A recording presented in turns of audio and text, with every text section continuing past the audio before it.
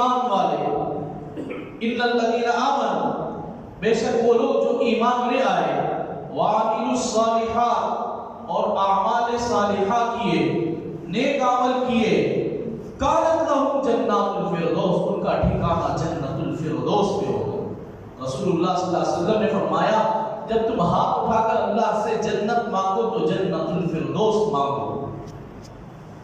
رسول اللہ صلی اللہ علیہ وسلم نے معراج کے وقت جنت الفردوس کو اپنی آنکھوں سے دیکھا ہے۔ کئی جنت تھے لیکن اس میں جنت الفردوس سب سے زیادہ سجی ہوئی تھی، بہت زیادہ خوبصورت، بہت زیادہ اچھا۔ اللہ کے نبی نے فرمایا تب جب تم جنت مانگو، جیسے بھی تم جنت مانگتے تو جنت الفردوس مانگا۔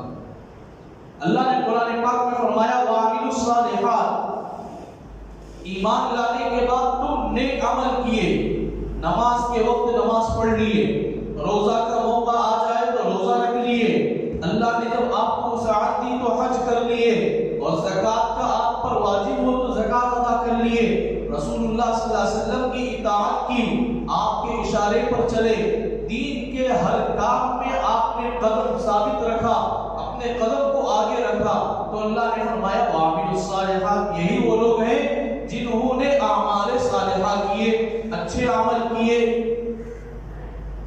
کانت لہم جنات الفردوس نزلا، تو اللہ تعالیٰ نے ان کے لیے فرمایا ان کے لیے جنت الفردوس میں ان کا ٹھکانہ ہوگا۔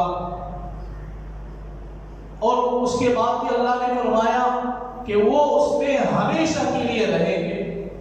اللہ نے دو چیزیں جنت میں عطا فرمائی، یہ ہے کہ آدمی جنت میں داخل ہونے کے بعد اس کا ذہن اور دل اور دماغ میں یہ بات کبھی نہیں آئے گی کہ میں جنت سے باہر جاؤں۔ وہاں کی لذتیں، وہاں کی چیزوں کو دیکھ کر اتنی لذت اٹھائے گا کہ وہ اس کے سوچ میں بھی نہیں آئے گا کہ میں تھوڑی دیر کے لیے جنت سے باہر جاؤں۔ اور دوسرا فرمایا کہ اس کے لیے جنت سے باہر نہیں کیا جائے گا۔